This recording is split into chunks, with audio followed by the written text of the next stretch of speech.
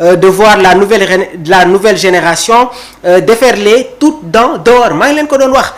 entente bi nga xamante ne jamono ji am na entre voilà El Hadj Malick Diouf ak Iliman Ndiaye léegi maa ngi leen ko doon wax Iliman Ndiaye ci équipe bi di Everton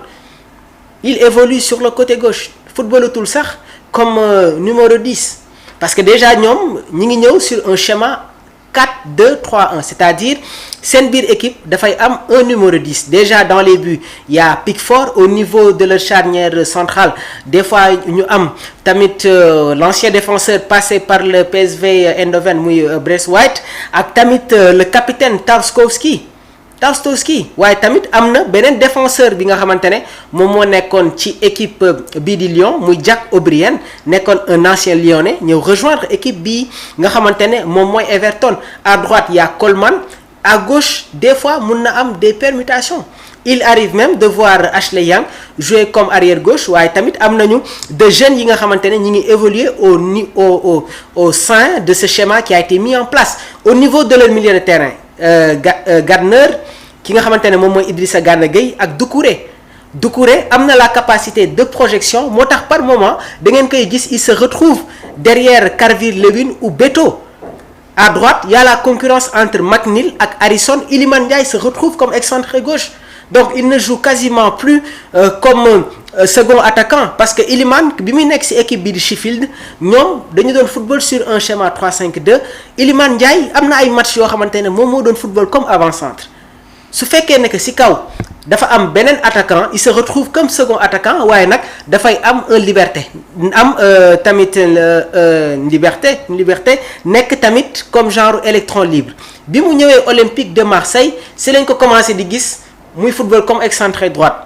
bi mu ñëwee nag fi nga xamante ne moom mooy Everton au début daan na football comme numéro 10 excentré droite waaye sur la deuxième partie de la saison Iliman joue beaucoup plus comme excentré gauche et il est beaucoup plus à l'aise parce que am na la capacité de pénétration il est très à l'aise voilà sur tamit sa technicité bi nga xamante ne ñun ñëpp am nañ ko donc Iliman jamono ji il peut évoluer sur ce côté gauche de l'équipe nationale du Sénégal match bi nga xamante ne football nañ ko contre Irlande El Hadj Malick Diouf n'avait pas débuté man dama jàppoon ne que Pape Thiaw day indi ki nga xamante ne moom mooy Ismaël Jacobs parce que avant l'arrivée de El Hadj Malick Diouf Ismaël Jacobs était le titulaire indiscutable dans ce côté gauche de l'équipe nationale du Sénégal Ismaël Jacobs a convaincu ci coupe du monde bi nga xamante ne joué nañ ko léegi nag aujourd'hui il y a la concurrence bien vrai que jamono bi muy intégrer la sélection il y avait un ancien arrière gauche muy Fodé Ballo-Touré passé par Monaco l'AS Milan Fulham jamono ji mi ngi football toujours dans le championnat français plus précisément ci équipe bi nga xamante ne moom mooy Le Havre mais il n'est plus régulier amul temps de jeu bu bëri la concurrence qui s'affirme donc tey jii nii am nañu ñaari arrière gauche yi nga xamante ne ñu ngi ci biir équipe muy El Hadj Malick Diouf ak Ismaël Jacobs et le Sénégal a eu d'excellents arrière gauche est-ce que vous vous rappelez de Armand Traoré passé par Arsenal Jarkins Pank Rangers joué na Juventus de Turin joué na Nottingham Forest laata muy dem dans le championnat turc Armand Traoré après nag blessure yi ñoom ñoo ko sonal football na ci équipe bii di Rizespor bi mu demee dans le championnat turc un excellent joueur Armand Traoré un excellent joueur donc depuis jamono jooju noonu nag ay défenseurs gauche succédé wu nañu mais aujourd'hui am nañu ay défenseurs gauche ay arrière gauche très technique El Hadj Malick Diouf il n'a pas débuté cette rencontre contre Irlande Ismaël moo débuté dans la deuxième partie sur les 30 minutes Pape Thiaw qui opère des changements El Hadj Malick Diouf qui fait son rentrée le Sénégal ñu gis jeu bu amoon sur le côté gauche et à partir de là je me suis dit que Pape Thiaw contre Angleterre il va amener El Hadj Malick Diouf qui s'impose sur son apport offensif waaye tamit c'est un joueur boo xamante ne am na la capacité de réaction et il est très à l'aise sur les replis défensifs léegi nag lan moo tax mu am cohésion boobu parce que Iliman Ndiaye dafa nekk joueur boo xamante ne dafay daf lay marquer et pour un latéral nekk à l'aise excentré bi su koy jàppale du am ay problème mun na ko sax di dépenser tuuti pour muy bañ a gaaw a sonn mais su fekkee da nga am excentré boo xamante ne il ne fait pas trop des replis arrière gauche bi dafay gaaw a sonn. Donc aujourd'hui am na benn entente bu am entre Iliman Ndiaye ak ki nga xamante ne moom mooy El Hadj Malick Diouf. Sur le côté droit aussi contre équipe bi di Angleterre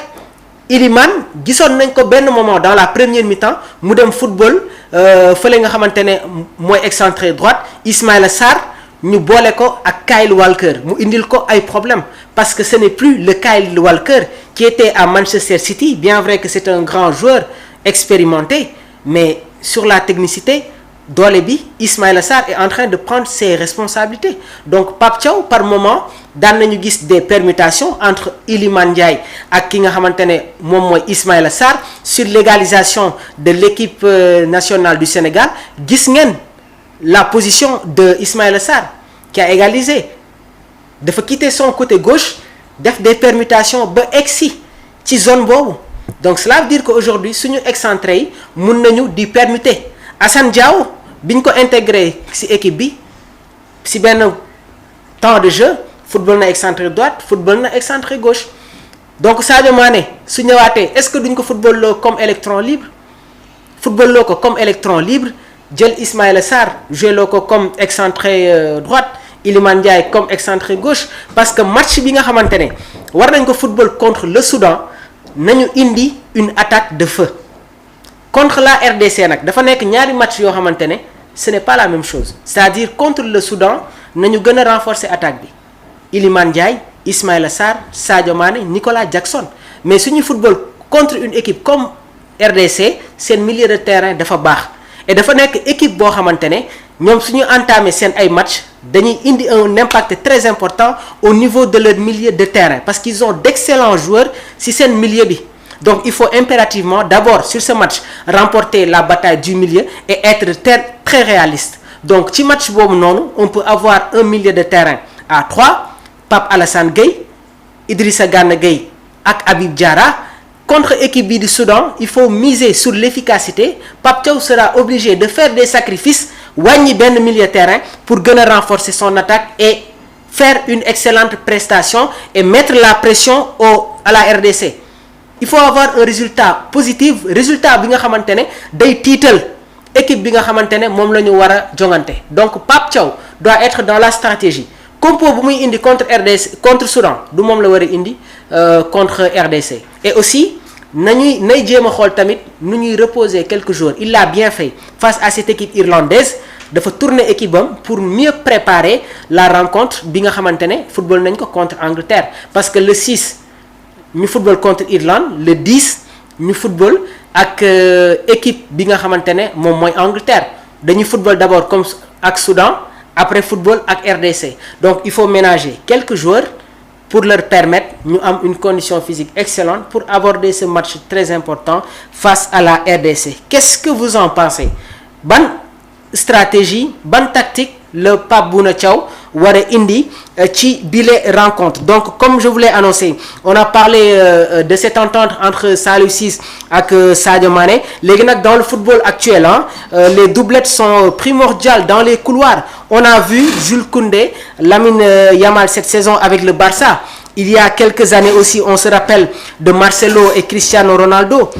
ñoom ñi nga xamante ne tamit que jot nañu def des ravages sur le côté gauche du Real de Madrid. Donc